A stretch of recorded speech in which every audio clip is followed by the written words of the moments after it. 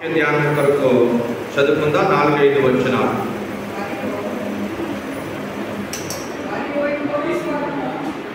మరియు ఇంకొక స్వరం పరలోకము నుండి ఇలాగ చెప్పగా వింటిని, నా ప్రియులారా, మీరు దాన్ని పాపములో వారు కాకుండా దాని తెగుల్లో ఏది మీకు ప్రాప్తుండగలడు దానిని విడిచి రండి.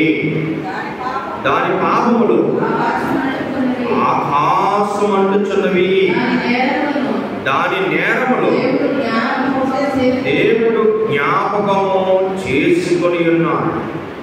కొద్ది వాక్యము దేవుడి నిధులలో బలపరిచిన కాక ప్రార్థన చేసుకుందాం. దేవుడు పాపమును జ్ఞాపకం చేసుకుంటే ఎలా ఉంటుంది? ఈరోజు పాపము తెగులుతో ఉన్నవారిని దేవుడు పిలుస్తున్నాడు. ప్రభువా, నాలో ఏ పాపం ఉండకూడదు, నేను ఏ తెగులుకి లోనవ్వకూడదు, నాతో మాట్లాడండి ప్రభు అని అందరం కూడా ప్రార్థన చేసుకుందాం.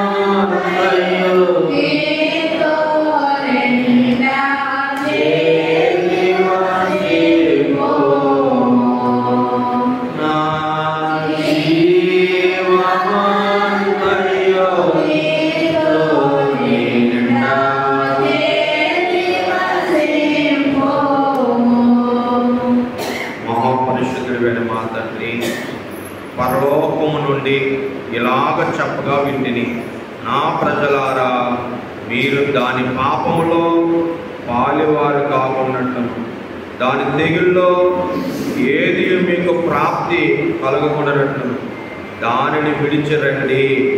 దాని పాపములు ఆకాశం అంటుచున్నవి, దాని నేరములు దేవుడు జ్ఞాపకం చేసుకొనుచున్నాడు అని యోహాను గారికి ఇచ్చిన దైవ ప్రత్యక్షతలో మీరు చెప్పిన స్వరము.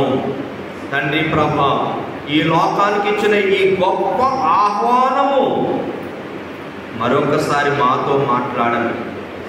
ఇదిగో ప్రకటన గ్రంథం అనగా ప్రకటించవలసిన గ్రంథం, లోకానికి వివరించవలసిన గ్రంథం. ప్రభువా, మరొకసారి యోహాను గారికి ఇచ్చిన దైవ ప్రత్యక్షతలో నుండి, దేవదాసయ్య గారికి ఇచ్చిన వివరణల నుండి అల్పుడును, అయోగ్యుడును, అశక్తుడును, దీనుడును, ఇదిగో నా బలహీనత నీకు తెలుసు, నీ బలమైన ఆత్మను మాకు ఇచ్చావు. ఇదిగో తండ్రి ప్రభువా, వినగలిగే చెవులు, గ్రహించగలిగే హృదయాలు, తండ్రి నీవు మాకు ఈ మర్మకరమైన మాటలను మాతో మరొకసారి మాట్లాడి మా హృదయాల్లో భద్రపరిచి ఈ ఆహ్వానం తండ్రి ప్రభువా అందరికీ తండ్రి ప్రభువా వినిపించావు. అందరూ కూడా హృదయాలను భద్రపరుచుకుని నీ మహిమ రాకడకు సిద్ధపరచు.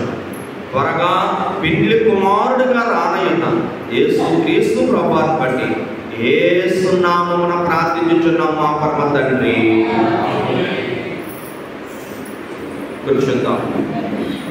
ప్రకటన గ్రంథంలో దేవుడు చక్కటి విషయాన్ని మనకు తెలియజేస్తున్నాడు.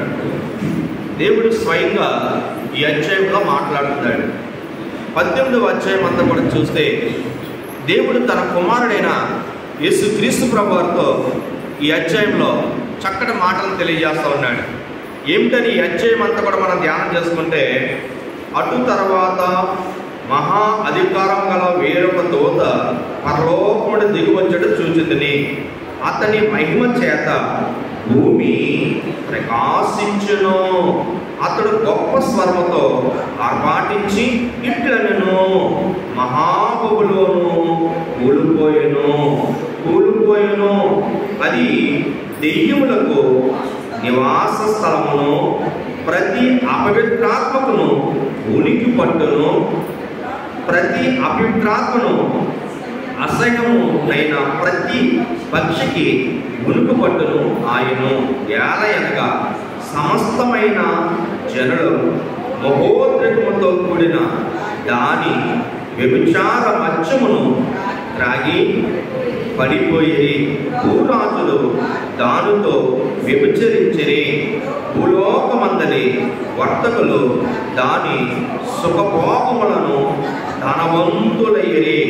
మరియు ఇంకొక స్వరము పరలోకము నుండి ఇలాగ చెప్పగా వింటిని, నా ప్రజలారా, మీరు దాని పాపములో పాలివారు కాకుండానట్టు దాని తెగులులో ఏది మీకు ప్రాప్తి కలగకున్నట్టు దానిని విడిచి రండి. దాని పాపములు ఆకాశమంటుచున్నవి, దాని నేరములు దేవుడు జ్ఞాపకము చేసుకుని ఉన్నాడు. ఇక్కడ మనం ఆలోచన చేస్తే ఈ అధ్యాయంలో దూత తెలియజేసిన సంగతి మిక్కిలి భయంకరమైనది. గొప్ప అధికారంతో వచ్చును.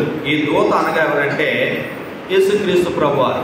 ఎందుకంటే ఈ దూత రాగానంటే భూమి అంతటికి ఏమొచ్చింది? మహిమ ప్రకాశించింది. కనుక యేసుక్రీస్తు ప్రభు పుట్టినప్పుడు అంటే లోకాసువార్త 2వ అధ్యాయంలో గొర్రెలు కాసుకునే కాపరులకు దేవదూతలు చెప్పిన మాట మనకు జ్ఞాపకం వస్తుంది. ఇదిగో దావీదు పట్టణమందు నేడు మీ కొరకు రక్షకుడు పుట్టి ఉన్నాడు. ఎప్పుడైతే పుట్టాడో ఆ మహిమ కనపడిందంట. ఆ మహిమకి భయపడిపోయారంట జనాలందరూ. అంటే ఈ పాపలోకంలోనంట యేసు వచ్చేంతవరకు కూడా ఏమి లేదంటే లోకానికి మహిమ లేదు. చీకటి బ్రతుకులు పాపానికి సాదృశ్యం, మరణానికి సాదృశ్యం. మహిమ వెలుగులోకి జీవానికి సాదృశ్యం. యేసు క్రీస్తు ప్రభు పుట్టే వరకు కూడానంట పాపులు మరణించవలసిందే కానీ ఈరోజు మహిమలోనికి ఎవరనో వచ్చేవారు కాదు. కనుక దేవదాసాయి గారు చక్కటి మాట్లాడతారు, మహిమలోకము నుండి మహిమ బాలుడు మన కొరకు దేవ దేవ దేవ దివినున్న దేవా పావన స్తోత్రముల్ దేవా మహిమలోకంబున మహిమపూర్ణముగా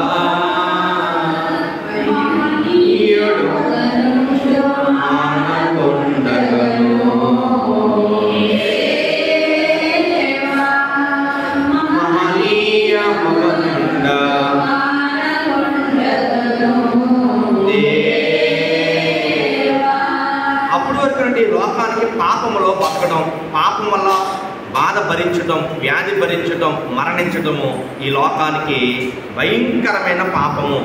ఆది తల్లిదండ్రులు చేసిన పాపం వల్ల వచ్చిన జీతం అనుభవిస్తున్నారు. ఎప్పుడైతే యేసు పుట్టాడో అప్పుడు మహిమ వచ్చింది. దేవుడు ఈ లోకానికి గొప్ప ఆహ్వానం ఇచ్చాడు. ఎలాగిచ్చాడు? క్రీస్తు ఆయనకు గల మహిమ చేత భూమి మిక్కిలి ప్రకాశించింది. కనుక ఎక్కడ ప్రకాశించిందంటే ఇక్కడ మనం చదువుకునేందాక బాబేలు అనగా ఇరాక్ దేశంలో ఇది ఒక పట్టణం కాదు, కానీ ఆత్మీయ అర్థం ఏంటంటే ఈ భూలోకం అంతా కూడా దేవుడంట సృష్టిని కలగజేశాడు. సృష్టిలో వస్తువులన్నీ అనుభవిస్తున్నారు, సృష్టిలో ఉన్నాయన్నీ కూడా కావాలి, కానీ సృష్టికర్త మాత్రం వద్దు. ఎవరు వద్దట? సృష్టిలో ఉన్నాయన్నీ కావాలి, సృష్టికర్త వద్దు. అలాగే వాటిని పూజించటం ఇది ఇంకా భయంకరం. ఎవరిని పూజిస్తున్నారు? సృష్టిని పూజిస్తున్నారు. సూర్యుడు దేవుడా? కాదు, దేవుడు కలగచేసిన ఒక జ్యోతి, పగలు ఏలటానికి ఇచ్చిన జ్యోతి. చూడండి, దేవుడు అంట కలుగును కాకుండా కలిగినవన్నీ మన కళ్ళతో చూస్తున్న సృష్టి అంతా కూడా ఎవరు కలగజేశారు? భూమి ఎవరి చుట్టూ తిరుగుతుంది? సూర్యుని చుట్టూ తిరుగుతుంది. సూర్యుడు స్థిరంగానే ఉన్నాడు. ఎవరు తిరుగుతున్నారంట? భూమి తిరుగుతుంది. భూమి తిరుగుతుంది, మనం చక్కగా హ్యాపీగా ఇక్కడ ఉన్నాం. దేవుడు అంటే ఎంత గొప్పవాడంటే అర్థం కాని వారికి, అజ్ఞానులకు అస్సలు ఏమి తెలియదు. తల్లి పట్టుకుని బిడ్డను నడిపిస్తుంది. తల్లి చేతులు ఉండగానే బిడ్డ పడిపోతాడు, తండ్రి చేతులు ఉండగానే బిడ్డ సైకిల్ మీద జారిపోతాడు. నడిచినా నిలబడలేని బ్రతుకులు మానవులు. తల్లిదండ్రులు పట్టుకున్నా కాపాడలేని పరిస్థితి మానవులు. నడిచినా పడిపోతాడు, పరిగెత్తినా పడిపోతాడు, సైకిల్ మీద వెళ్ళినా పడిపోతాడు, స్కూటర్ మీద వెళ్ళినా పడిపోతాడు, కార్లో వెళ్ళినా పడిపోతాడు, ఫ్లైట్లో వెళ్ళినా పడిపోతాడు, ఎక్కడికి వెళ్ళినా పడిపోతాడు. కానీ సూర్యుడు ఆగాడంటే గల కారణం ఎవరి వల్ల అంటే యేసు వలన. భూమి తిరుగుతుంది, ఈరోజు మనం ఇంకా హ్యాపీగా ఉన్నామంటే ఎవరి వల్ల అంటే దేవుని వల్ల. అందరూ చంద్రమండలానికి వెళ్ళిపోతున్నారు, కానీ ర్యాకెట్లు వేసుకుని సూర్యమండలానికి ఎవడైనా వెళ్తున్నాడా? కాలి పొడిపోతాడు. అంతెందుకు మనం చూడాలంటే కళ్ళజోడు పెట్టి చూడాలి, బ్లాక్ కళ్ళజోడు పెట్టి చూడాలి.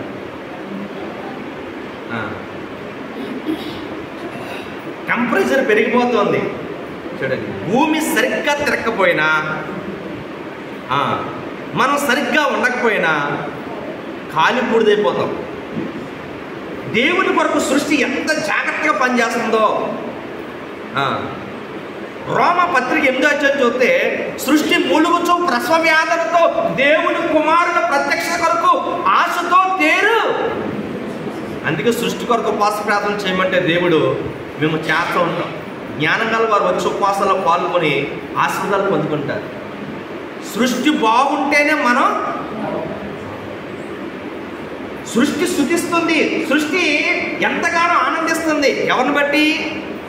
దేవుని బట్టి, దేవుని బిడ్డల బట్టి. మోసే ఎర్ర సముద్రాన్ని పాయలు చేసాడంటే గొప్పతనం కాదు, అది ఎవరి మాట ఉంటుంది?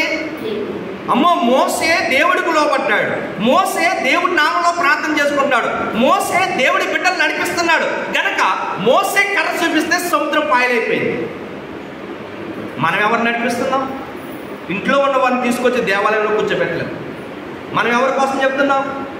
మా ఇమ్మేన్ గారు అంటున్నారు, రాకడ కోసం బోధించండి దేవుడు నాకు మనం చెప్పాడంట. వాళ్ళ ఇంట్లో కృతజ్ఞత ప్రార్థన పెట్టారు, మర్చిపోయింది ఎవరు చెప్పండి. దేనికోసం బోధించాలి?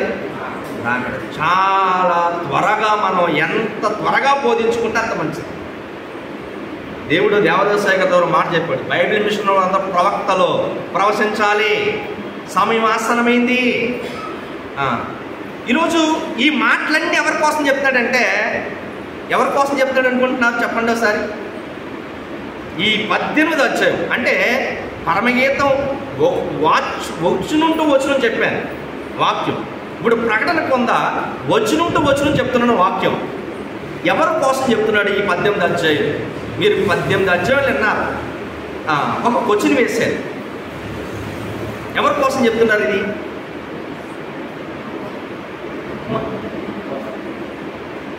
మన కోసం అంటున్నారు కృష్ణపాది గారు, చాలా సంతోషం. ఎవరి కోసం?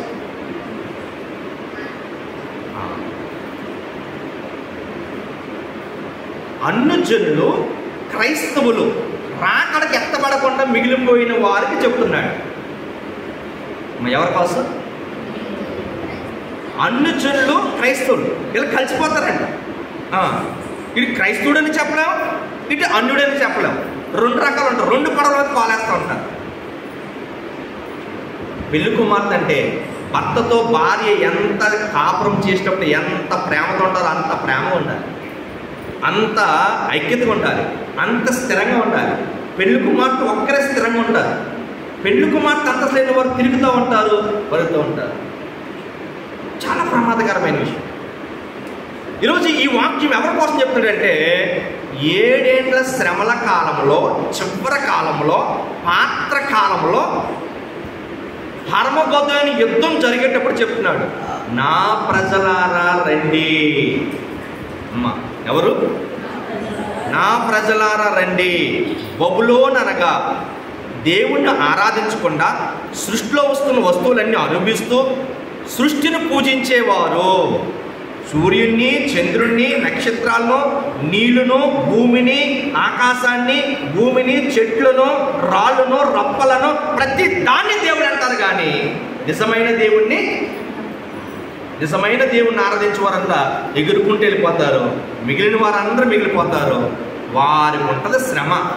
ఆ శ్రమప్పుడు కూడా చెప్తున్నాడు, అయినా సరే ఎంత ప్రేమ చూడండి, విడిచిపెట్టట్లేదు.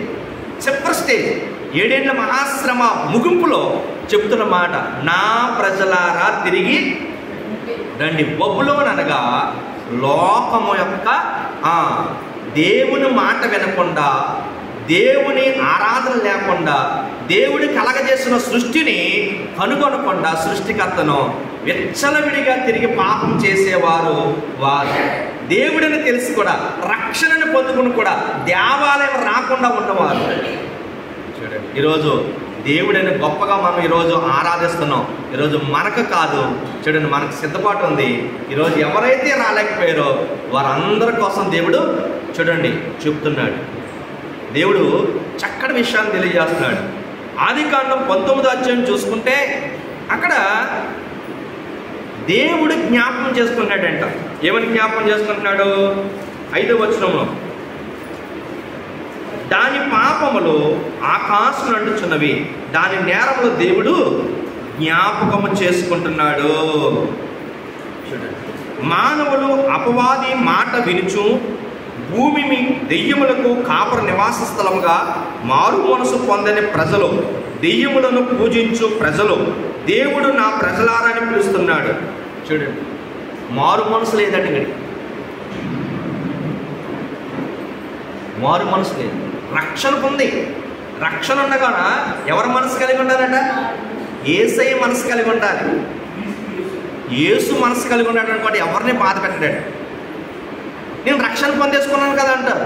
ఇంట్లో సమాధానం ఉండదు, కుటుంబంలో సమాధానం ఉండదు, వివాదం, గొడవలు చాలా భయంకరంగా ఉంటారు. యేసును నమ్ముకున్నావు కానీ యేసు కలిగిన మనసు మీరును కలిగి జీవించు.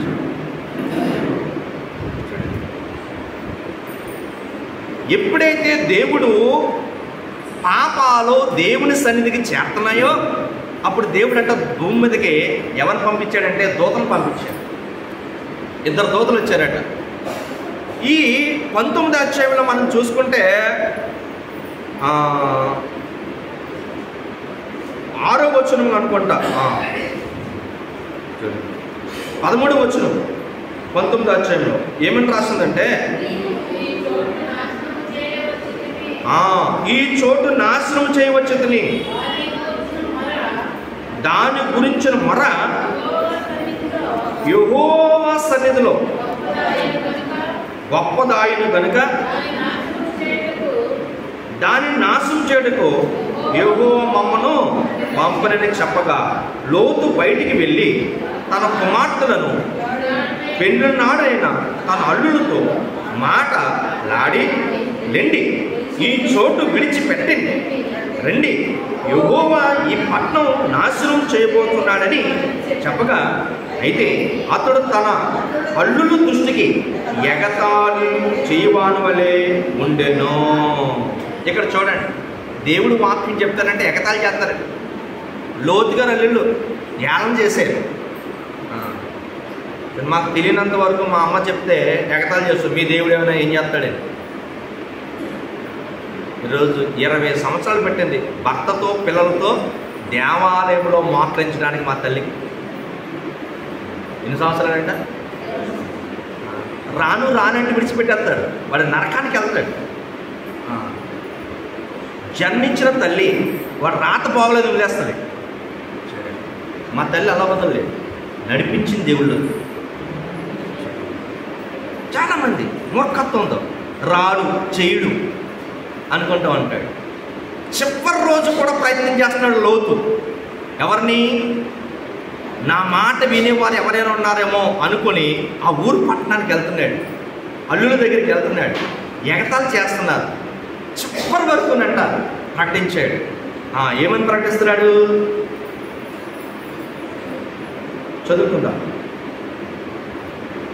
తెల్లవారినప్పుడు ఆ దూతలు లోతు త్వరపెట్టి లెమ్ము, ఈ ఊరు దోష శిక్షలో నశించుకోకుండా నీ భార్యను ఎక్కడనున్న నీ ఇద్దరును కుమార్తెలను తీసుకుని రమ్మని చెప్పి దూతలు చెప్పేస్తారు. ఇక వచ్చేవారు ఎవరంటే మీ నలుగురే, నువ్వు నీ భార్య 2 పిల్లలు.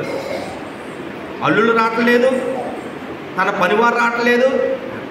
అబ్రహాం కూడా ఈ ఊరు కోసం దోష శిక్షలో ఉందని దేవుడు చెప్పగానే ప్రార్థన చేస్తాడు. ఏమని అడుగుతాడు తెలుసా? ప్రభువా, నీతిమంతులు బట్టి దుర్మార్గులతో కూడా నాశనం చేసేస్తావా? దేవుడు అన్నాడు, నీతిమంతుడుంటే నేను దేశానికి శిక్ష రానివ్వను, శ్రమ రానివ్వను, తెగులు రానివ్వను. ఎవరుంటే? నీతిమంతుడు అంటే. అయితే 50 మంది నీతిమంతులు ఉంటే ఆ సోదము వదిలేస్తావా అన్నాడు. వదిలేస్తాను అన్నాడు. మరలా అన్నాడు అబ్రహాం, 50 కాదు కానీ ఎంతమంది? 40 అన్నాడు. మరలా అన్నాడు 30 అన్నాడు. మరలా అన్నాడు 20 అన్నాడు. మరలా 10కి వచ్చాడు. అంటే ఊర్లో ఎంతమంది నీతిమంతులు లేరు?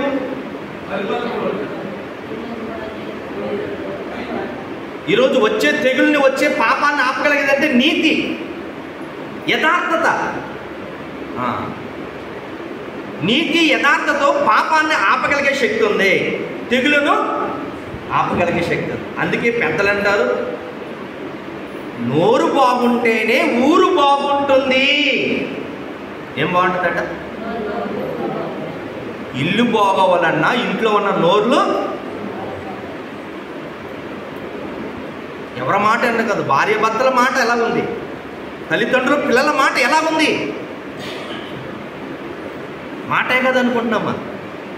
దేవునికి సాక్ష్యం ఏంటో తెలుసా? నోటి మాట. దేవుడు ఆశీర్వాదం ఏంటో తెలుసా? నా సేవకుడు నోటి మాట నేను రూఢు పరుస్తాను. సేవకుడు అంటే ఏదో సింపుల్గా అనుకుంటారు, సంఘం అంటే ఏదో సింపుల్ అనుకుంటారు. యేసయ్య ఒంటి మీద పడిన దెబ్బల వల్ల మన స్వస్థత. ఈరోజు యాజకుడు చేసే ప్రార్థన పాప భారాన్ని మోస్తాడు, వ్యాధి భారాన్ని మోస్తాడు, శిక్ష భారాన్ని మోస్తాడు, అన్నీ మోస్తాడు. ఈరోజు దేవాలయానికి వచ్చి ఆశీర్వాదాలు పొందుకోయాయంటే దాని పాపంలో ఉండిపోతాడు. బబులోన్ అనగా ఇరాక్లో ఒక పట్టణం కాదు కానీ అది ఎవరు చెప్పండి? లోకములో ఉన్న జనులు దెయ్యముల ఆత్మలను బట్టి సృష్టిని పూజిస్తున్నవారు, రాయిని పూజిస్తున్నవారు, చెట్టును పూజిస్తున్నవారు, విగ్రహమును పూజిస్తున్నవారు, సూర్యుని పూజిస్తున్నవారు, చంద్రుని పూజిస్తున్నవారు, ఈరే దెయ్యములో పూజించేవారు. ఇప్పుడు స్పష్టంగా మాట్లాడుతుంది. అది విగ్రహారాధన అనుకుంటున్నాం. చూడండి, ఈరోజు భర్తన కాకుండా భార్య ఎవరితోనున్నా, భార్య చూడండి భర్తల మధ్య ఈరోజు కాపురం అనే మాట పోయి వ్యభిచారం అనే మాట వచ్చేస్తుంది. అలాగే భూలోకం అంతా కూడానంట చెట్టును ఆరాధించడాన్ని బట్టి వ్యభిచారులు అంటున్నాడు దేవుడు. సృష్టిని ఆరాధించడాన్ని బట్టి వ్యభిచారులు అంటున్నాడు దేవుడు. ఈరోజు ఈ 18వ అధ్యాయంలో ఎంత అద్భుతకరమైన మాటను దేవుడు తెలియజేస్తున్నాడు. దోష శిక్షలో ఉన్న పట్టణాలు దాన్నంట జ్ఞాపకం చేసుకుంటున్నాడు దేవుడు. ఆకాశాన్ని చేస్తున్నాయంట. ఎవరు చేసిన పాపాలు? భూమి మీద మనిషేసే పాపం వల్ల వచ్చిన బాధ, పాపం వల్ల వచ్చిన వ్యాధి, పాపం వల్ల వచ్చిన అప్పులు, పాపం వల్ల వచ్చిన ఇబ్బందులు, పాపం వల్ల వచ్చిన నరకం, పాపం వల్ల వచ్చిన ఇవన్నీ కూడా వర్షాలు, తుఫాన్లు, భూకంపాలు, తెగుళ్ళు, వ్యాధులు, కరోనాలు, ఇవన్నీ కూడా ఎవరి వల్ల వస్తున్నాయి? ఈరోజు పాపుల్లారా రండి అంటున్నాడు. చివరి క్షణం కూడా హర్మగదోను యుద్ధం జరిగే ముందు దేవుడు చెప్తాడు 18వ అధ్యాయంలో, ఇది ప్రకటించవలసినది. ఎంత జాగ్రత్తగా దేవుడు చెప్తున్నాడు. అయ్యా నేను వెళ్ళలేనంటే చెయ్యి పట్టుకుని నడిపిస్తున్నారు ఎవరు? దేవదూతలు. ఒక మారు మనసు పొందుకున్న కుటుంబం నలుగురున్నారు. నలుగురిని అంటే ఎవరు పట్టుకున్నారు చెయ్యి? ఎంత గొప్ప విశ్వాసం! లోతు యొక్క మారు మనసును బట్టి, రక్షణ బట్టి దేవదూతలు వచ్చి వారితో సహవాసం ఉన్నారు. అబ్రహాం గారిని బట్టి తండ్రి కుమారు వచ్చి సహవాసంతో ఉన్నారు. ఈరోజు నీ భక్తిని బట్టి, నీ శక్తిని బట్టి నీకు దూతలతో సహవాసం కావాలా, దేవునితో సహవాసం కావాలి? అందుకే దేవదాసాయి గారు, దేవునితో నాకు సహవాసం కావాలి. ఎంత కఠినమైన బోధ అయినా నేను చేస్తాను, ఎంత కఠినమైన శ్రమ అయినా నేను పడతాను. ఎవ్వరు లేని సన్నిధి భాగ్యాన్ని దేవుడు బైబిల్ విషయం ద్వారా ఇచ్చాడు. దేవునికి స్తోత్రం. ఏంటది? దేవాలయంలో మోకాలు వేసి దేవుడితో మాట్లాడే వరకు కదలకూడదు.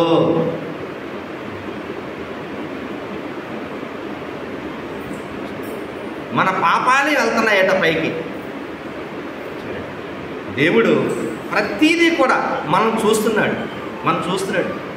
మనం అంట చూడండి, చాలా జాగ్రత్తగా. ఎందుకంటే పాపలోకంలో చూసినా పాపం అంటుకుంటుంది, మాట్లాడినా పాపం అంటుకుంటుంది, వింటున్నా పాపం అంటుకుంటుంది, ఏం చేసినా పాపం అంటుకుంటుంది.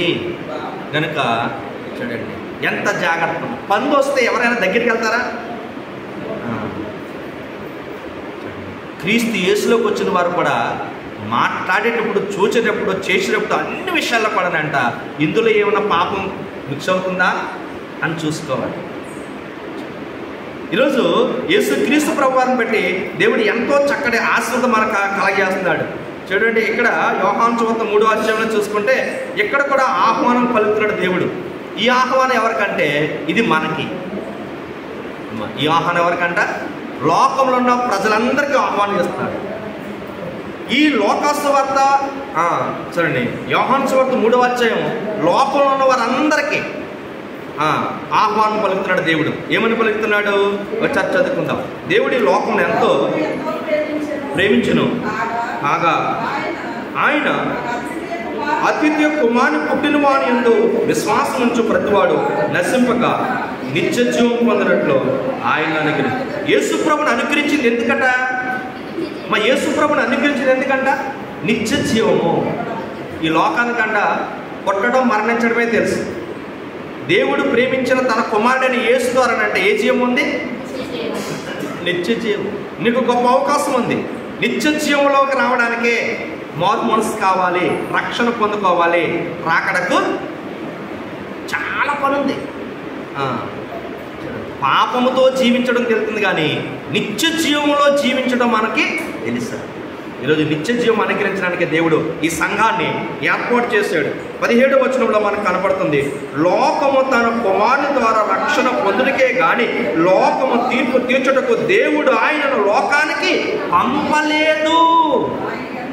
లోకంలోనంటే యేసు వల్ల ఎవరిని శిక్షించట్లేదు, అందరిని ప్రేమించాడు.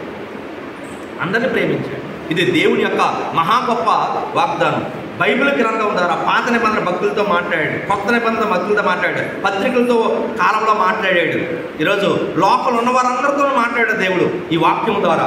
ఏమంటున్నాడు? 18వ వచనము, ఆయన యందు విశ్వాసం ఉంచి వారు తీర్పు తీర్చబడదు. విశ్వాసం ఉంచని వాడు దేవుడు అద్వితీయ కుమారుని వాని యందు విశ్వసించలేదు కనుక వానికి ఎంతగా ముందే తీర్పు తీర్చబడినది. ఆ తీర్పు ఇదే, వెలుగు లోకంలోనికి వచ్చిన కానీ తమ క్రియలు చెడ్డమైనందున మనుషులు వెలుగును ప్రేమించక చీకటనే ప్రేమించిరి. దుష్కార్యములు చేయు ప్రతివాడును వెలుగును ద్వేషించుచున్నాడు. తన క్రియలు దుష్క్రియలు కనబడుకున్నట్లును వెలుగునంతకు రాడు. సత్యవర్తుడైతే తన క్రియలు దేవుని మూలంగా చేయబడి ఉన్నవని ప్రత్యక్షపరిచి నట్లను వెలుగు వద్దకు ఎవరు వస్తారంట? ఇప్పుడు మీరందరూ ఎవరంట? సత్యవర్తనుడు. ఎవరు చెప్పండి? మన క్రియలు ఏ క్రియలు అంట? మంచి క్రియలు. యేసు యొద్దకు వచ్చిన వారు అన్ని క్రియలు ఏ క్రియలు? పాపం అంటుకున్నప్పుడు అంటే పరీక్షించుకోవాలి. నా ప్రేమ ఎలా ఉందో పరీక్షించుకోవాలి, జ్ఞానం ఎలా ఉందో పరీక్షించుకోవాలి, న్యాయం ఎలా ఉందో పరీక్షించుకోవాలి. ఎప్పటికప్పుడు క్రియలు పరీక్షించుకోవాలన్నాడు అయ్యగారు. లేకపోతే తెచ్చుకోండి, పరీక్షించండి, ప్రార్థించండి, ప్రతిఫలము పొందండి, నిత్య జీవం వస్తుంది. దానంటే క్రియలను మార్చివేస్తుంది అది. అందుకే రోమిలికి రాసిన పత్రిక 6వ అధ్యాయంలో పౌలు గారు చాలా చక్కటి విషయం చెప్తారు. పాపము చాలా భయంకరమైనది. పాపం వల్లే దేవుడు తన కుమారుని పంపించి నీ కోసం చచ్చిపోయాడు. కనుక నీవు బ్రతుకుండాలంటే నువ్వు ఎలా ఉండాలి? నీ శరీరంలో పాపాన్ని ఏలనివ్వకో, నీ క్రియలు పాపక్రియలుగా మార్చుకోకో.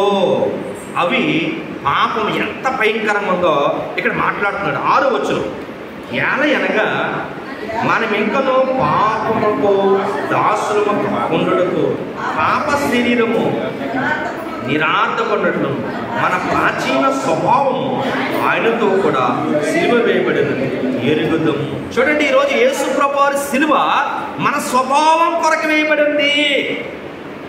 అందుకేనంటే నిన్ను మరలా సిలువ వేసి ఉన్న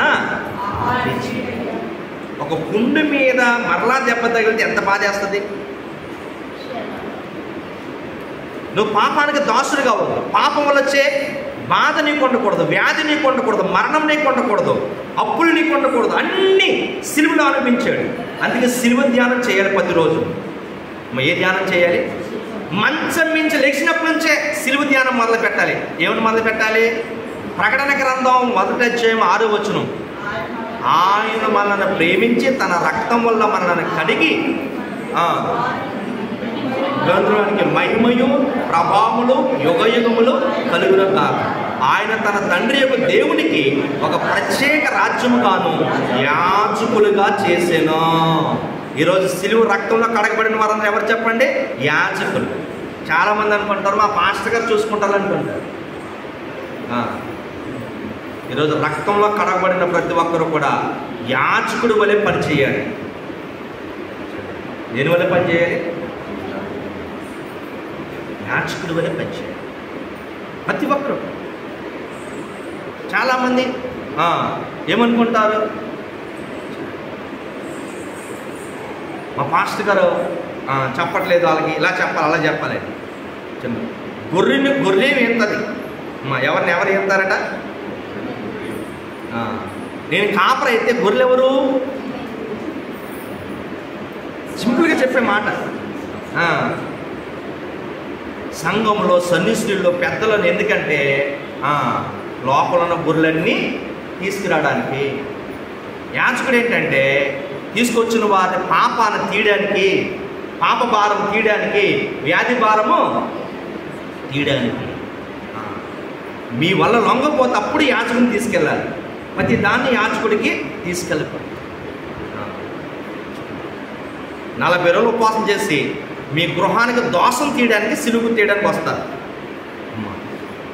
మోసెస్సుకు ఉపవాసాలు, తైలాభిషేకం ఎలా చేయాలో తెలుసా? ప్రతి ఓడు తైలాభిషేకం అంటూ ఉంటాడు.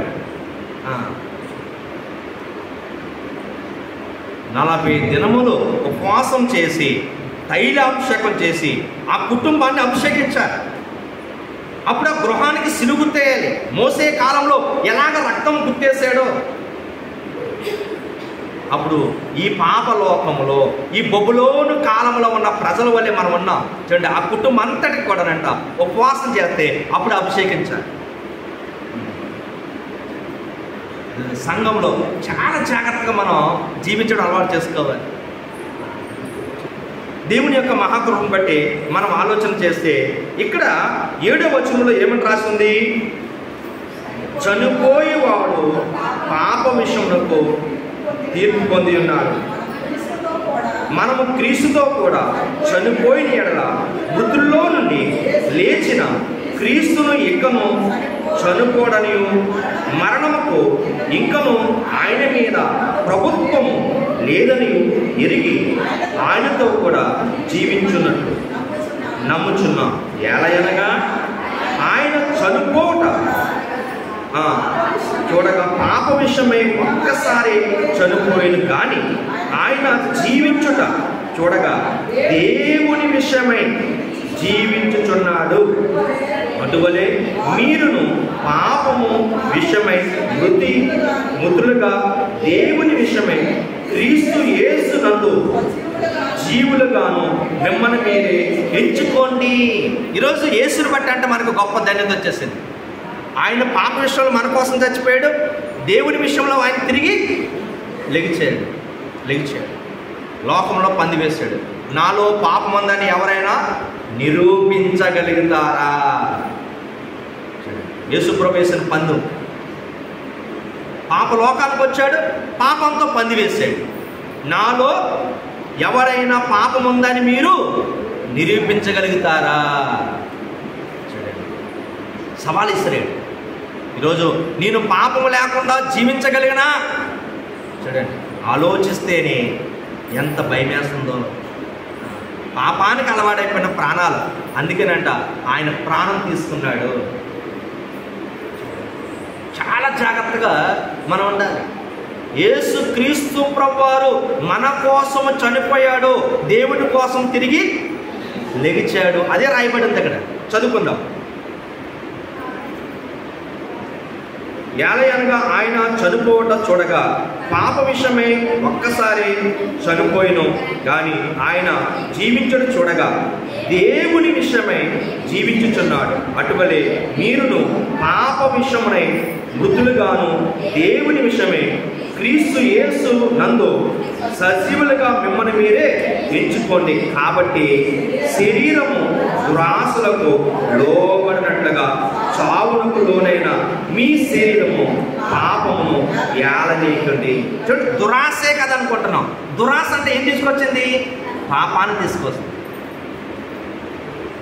ఏమాశ? దురాశ. అందుకే గలతీయులకు రాసిన పత్రిక 5వ అధ్యాయం, పరలోకాన్ని స్వతంత్రించుకోవాలనుకుంటే, ఈ లోకంలో పాపాన్ని విడిచిపెట్టాలంటే సంఘములో ఎలా ఉండాలో చెప్పాడు. ఆత్మ లక్షణాలు ఎలా ఉన్నాయి, శరీర లక్షణాలు ఎలా ఉన్నాయి. శరీర లక్షణాలు 16. వీటికి దూరంగా ఉండాలి. మరి దేనికంటే అప్పుడు పాపం దూరంగా ఉంటుంది. నీ శరీరానికి పాపం రానివ్వదు. శరీర క్రియలు స్పష్టమైనవి. అవి ఏమనగా జారత్వం, అపవిత్రత, కామకత్వం, విగ్రహారాధన, అభిషారం, ద్వేషం, కలహం, మత్సరములు, క్రోధం, కక్ష, భేదం, విముతములు, అసూయ, మత్తతలు, అల్లరితో కూడిన ఆటపాటలు మొదలైనవి. ఇవే భయంకరమైనవి, మరణాన్ని తీసుకొచ్చి ఇవన్నీ కూడా ఏంటంట, అల్లరితో కూడిన ఆట పట్టిస్తున్నారు. సరదాగా ఉంటారు, నవ్వుకుంటారు. కానీ మరణం దూత దిగిపోతూ ఉంటాడు మీదకి. అనవసరంగా చూడండి, తెలిసినా సరే వాళ్ళు తప్పు చేశారని అది బయటెట్టకుండా ఉండటం మంచిది. మంచి బయటెట్టు కానీ చెడు బయటపెట్టు. చెడు ఎత్తేస్తారు, అందరూ చెడు చెప్పేస్తారు. వాళ్ళ కోసం మీకు తెలుసా అంటూ ఉంటారు. ఇది చాలా ప్రమాదకరమైనది. దేవుడు అంటాడు, అల్లరితో కూడిన ఆటపాటలో. దేవుని బిడ్డలు ఎలా ఉండాలి, దేవుని బిడ్డలు ఎలా ఉండకూడదు దేవుడు ఇక్కడ చెప్తున్నాడు. కనుక ఆత్మఫలం ఏదైనా చూడండి ఎలా ఉండాలంట, ప్రేమ, సంతోషం, సమాధానం, దీర్ఘశాంతం, దయానత్వం, మంచితనం, విశ్వాసం, సాత్వికం, ఆశా నిగ్రహము. ఇవి చాలా విలువైనవి. యేసులో మనకి జీవం ఇచ్చేవి. మన పాప శరీరంలో ఈరోజు మరణాన్ని బంధించి జీవంలోనికి వచ్చే లక్షణాలు ఈ 9. ఈ 9 లోకం చూడదు. ఎప్పుడు మీకు సంఘానికి ఒక మాట చెప్తుంటారు. ఒక యజమానుడు ఇంట్లో నుంచి పొలంకి వెళ్ళిన తర్వాత ఒక 3 వ్యక్తులు వచ్చారట. యజమానురాలు పిలిచింది, లోపలికి రండి అని. యజమానుడు ఉండకుండా మేము లోపలికి రాము అని వాళ్ళు బయట ఉండిపోయారండి. మధ్యాహ్న కాలంలో యజమానుడు వచ్చాడు. ఏమంటే మీరు వెళ్ళిన వెంటనే వాళ్ళు వచ్చారు, అప్పటి నుంచి అక్కడ ఉండిపోయారు, మీరు రాకుండా లోపలికి రానంటున్నారు, మీరు పిలవండి వారిని అనగానే పిలుస్తాడు వెళ్ళి, మా పేర్లు ఇవి, ఏ పేరు మీకు పిలుచుకుంటారో పిలుచుకోండి, మీ 3 రాగానే అని అంటే 3 పేర్లు చెప్పారు. మొదటి పేరు ప్రేమ, రెండోది గెలుపు, మూడోది ఐశ్వర్యం. ఎవరైతే మీరు పిలుచుకుంటారో ఇవి బాగుంటాయి మీ ఇంట్లో అనగానే యజమానుడు అన్నాడంటే మాకు గెలుపు కావాలి అన్నాడు.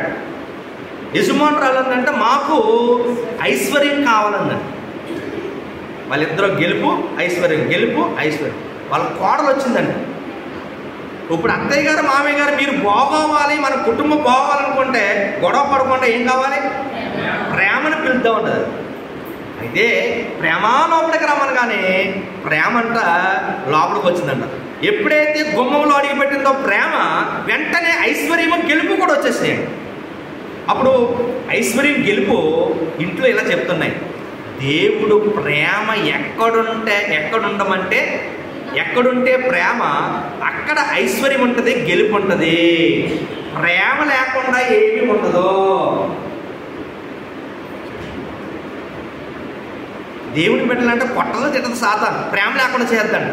అందుకే అత్తగారు కోళ్ళ మీద ఎక్కుతుంది, కోళ్ళు అత్తగారి మీద ఎక్కుతుంది. మాంగారు అల్లుడి మీద ఎక్కుతాడు, మాంగారు అల్లుడు మాంగారు మీద. తల్లిదండ్రులు పిల్లలు ప్రేమ లేని బిడ్డలు. ఫస్ట్ మనం పరీక్షించుకోవాల్సింది ఏంటి? నీ ప్రేమ నీ కుటుంబానికి ఐశ్వర్యము గెలుపు ఏంటంట? ఎవరున్నారు? దెయ్యానికి లోబడిన మనుషులు ఉన్నారు. ఒక్కొక్కరిని ఆ దెయ్యముల బంధకాల నుంచి ఎక్కడ తెచ్చుకోవాలి? ఈ స్థలానికి తీసుకురావాలి.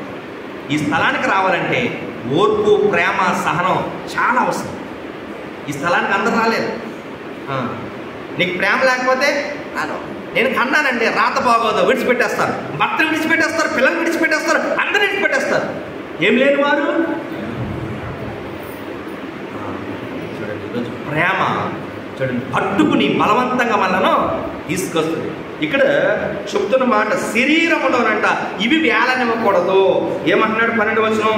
కాబట్టి శరీరము దురాశలకు లోబడినట్లుగా చావునకు లోనైన మీ శరీరమందు పాపమును ఏలనీయకుడి, మరియు మీ అవయవములో దుర్నీతికి సాధనములుగా పాపమునకు అప్పగింపుకుడి.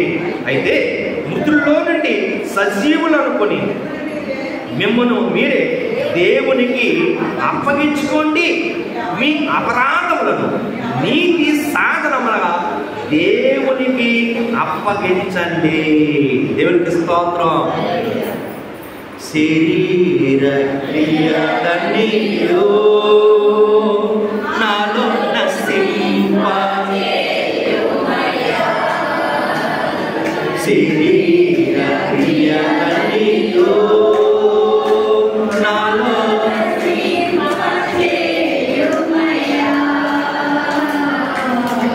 జీవనమే నా హృదయములో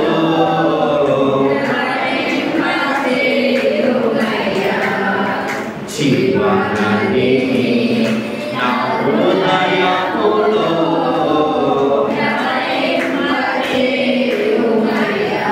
పరలోకంలో సింహాసనం దగ్గర జీవజల నది పారుతుందండి. అక్కడ ఉన్న వృక్షాలు నెలకి ఫలిస్తాయండి. అమ్మ ప్రకటన గ్రంథం 22వ అధ్యాయం చదివితే జీవజల నది. ఈరోజు ఆ లక్షణాలు కనుక మన శరీరంలో పాపాన్ని ఎలకుండా నీతికి సాధనమైన క్రియలను కొరకు దేవుడికి అప్పగించుకుంటే మనకంట ఈరోజు ఎంత గొప్ప ఆశీర్వాదం వస్తుందో. మన శరీరం ఏమనకూడదు? పాపాన్ని వేలనివ్వకూడదు. చూడండి, నా శరీరంలో ఈ లక్షణం ఎందుకు వచ్చింది? అని మనం చాలా దూరంగా ఉండాలి. ఈరోజు దేవుడు అనువనుమున శ్రమ పడ్డాడు. దేవుడు శిరస్సు నుండి అరికాలు వరకు కూడా చీల్చబడ్డాడు. గ్యాలములతో ఈరోజు పెక్కలించబడింది. శరీరంలో ఉన్న పాపం అంతా కూడా పోవడానికి ఆయన దెబ్బలు తిన్నాడు, తన్నులు తిన్నాడు, ఉమ్మేయించుకున్నాడు, అవమానం చేయించుకున్నాడు, పక్కల పొడిపించుకున్నాడు. నోటిని కంట్రోల్ చేసుకోవడానికి అవునంటే అవును, కాదంటే కాదు. చాలా జాగ్రత్తగా ఉండాలి. ఈరోజు దేవుడు చెప్తున్న మాటలు మనం చూస్తే, చివరి కాలంలో నా ప్రజలారా పాపాన్ని విడిచండి, తెగులును. ప్రపంచమంతా కూడా ఎవరైతే రక్షణ లేదో, ఎవరైతే రక్షణ పొందుకొని దేవాలయానికి రాలేదో, సిద్ధపడలేదో, శరీరాన్ని జయించలేకపోయారో వారందరికీ శిక్ష పడుతుంది. పాపంతో వచ్చే తెగులు ఎలా ఉంటుందట? ఒకసారి మనం అధ్యాయానికి వెళ్ళిపోదాం, 18వ అధ్యాయానికి వెళ్ళిపోదాం. 5వ వచనం కాల్చి కింద నుంచి చదువుకుంటూ ముగించేసుకుందాం. 8వ వచనం వరకు 10వ వచనం చదువుకుందాం. దాని పాపములు ఆకాశమున అంటుచున్నవి, దాని నేరములు దేవుడు జ్ఞాపకము చేసుకున్నాడు. దేవుడు ప్రతి దాన్ని జ్ఞాపకం చేసుకుంటాడండి.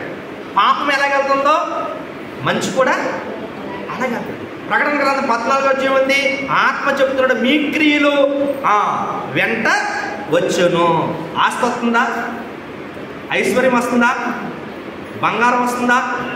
వెండి వస్తుందా? ఆత్మతో పాటు అంటే ఏమి వెళ్తాయి? క్రియలు వెళ్తాయి. ఎక్కడికి? భూమి మీద ఉన్నప్పుడు క్రియలు వెళ్ళిపోతాయి. మనం చనిపోయిన తర్వాత ఆత్మగా మారిన తర్వాత కూడా క్రియలు వెళ్ళిపోతాయి. మనం వెళ్ళంగానే ముందుగా మనకి వెళ్ళి అంటే ఏంటి చెప్పండి? మంచి క్రియలు వెళ్తాయి, చెడ్డ క్రియలు వెళ్తాయి. కీర్తన గ్రంథం 136వ అధ్యాయం చదువుకుంటే మనం కూర్చున్నప్పుడు తెలుసంట, నుంచినప్పుడు తెలుసంట, పడుకున్నప్పుడు తెలుసంట, ఏం చేస్తావన్నీ. అసలు నువ్వు పుట్టక ముందు నువ్వేమేం చేస్తావన్నీ నేను పుస్తకంలో రాసేసాను అంటాడు దేవుడు. ఆ అధ్యాయం చదువుతా నాకు వణుకొచ్చేసాడు. మనల్ని ఎవరు చూడలేదు కదా అనుకుంటున్నాం. 136వ అధ్యాయం చదివితే అమ్మ బాబోయ్ అనుకుంటున్నాం. 146 సారీ, ఒకసారి మనం కీర్తన గ్రంథం ఈ అధ్యాయం చదివితే పుస్తకంలో మన పుట్టక మునిపే దేవుడు మన కోసం చాలా అద్భుతకరమైన మాటలు తెలియజేసాడు.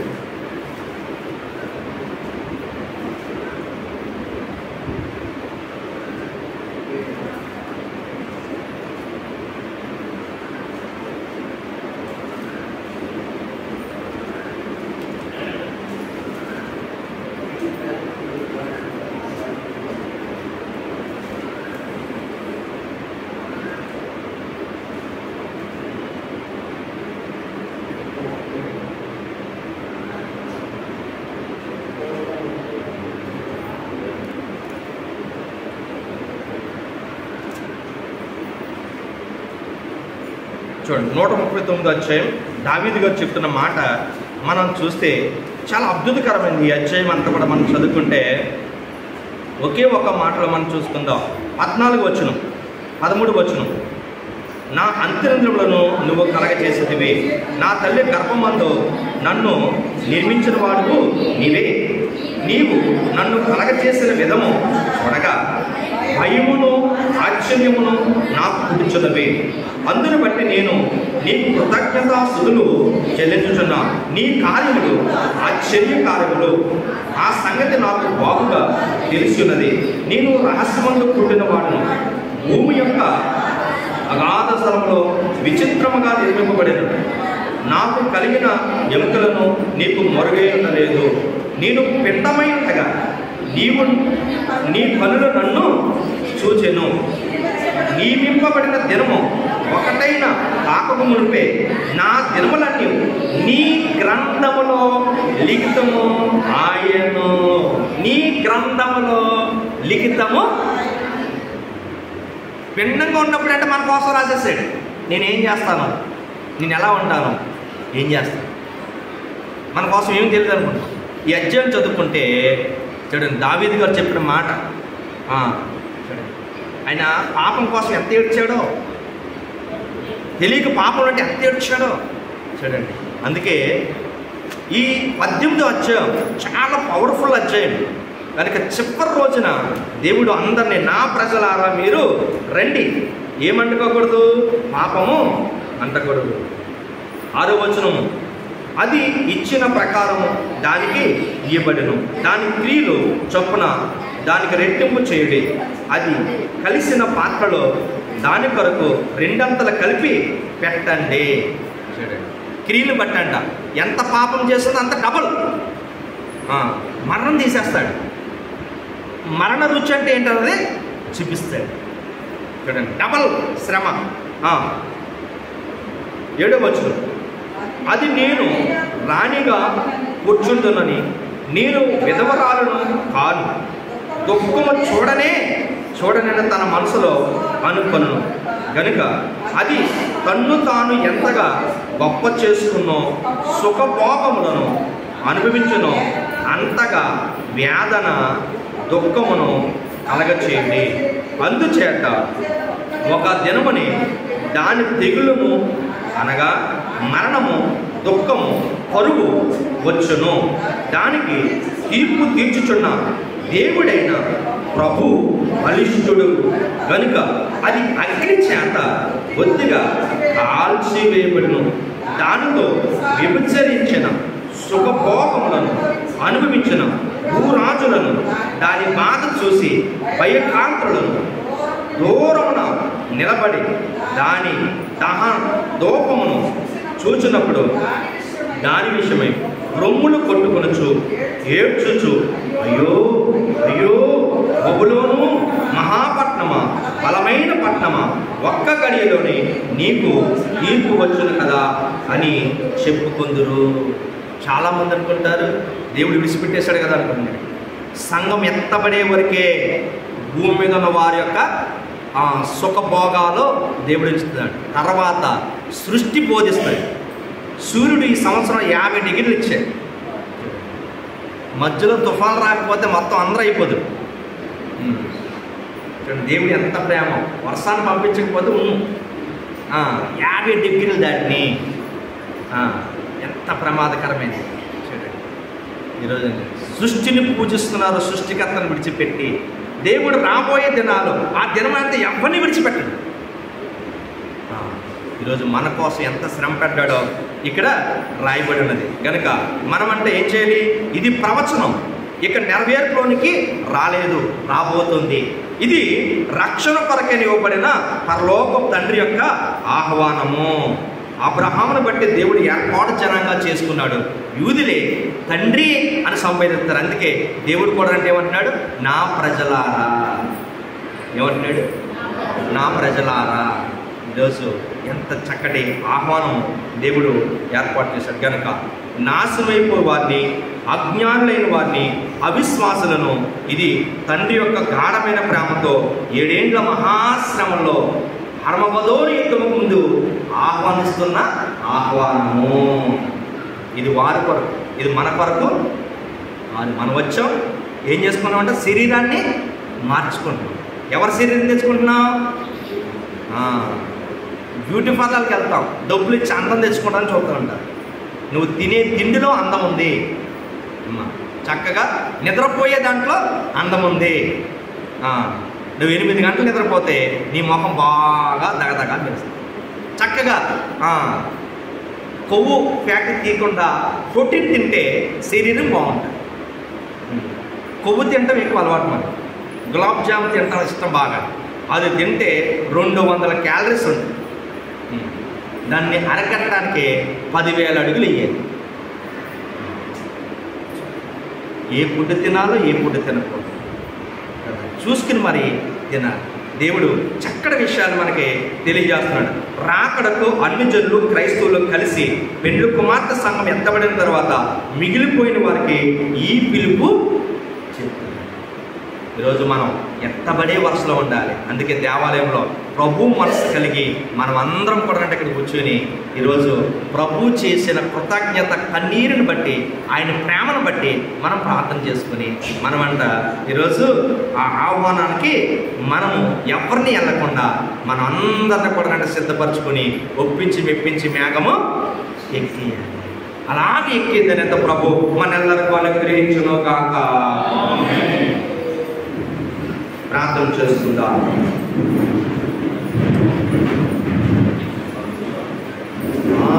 ప్రియులు అదు దుఃఖముతో ప్రభుని ఎదుట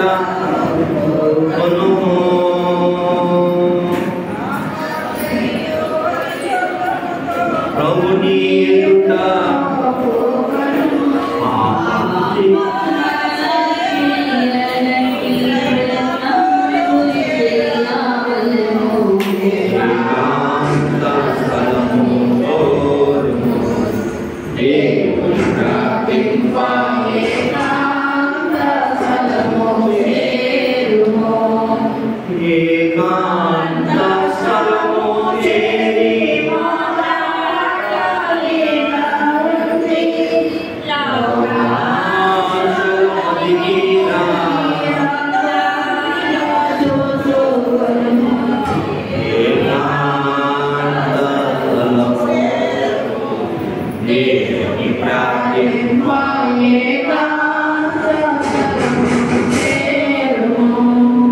ఈ స్థలములో దేవుడిచ్చు గొప్ప ఆశీర్వాదము కనుక ఈ లోకమంతా పాపభరితమైన స్థలాలే.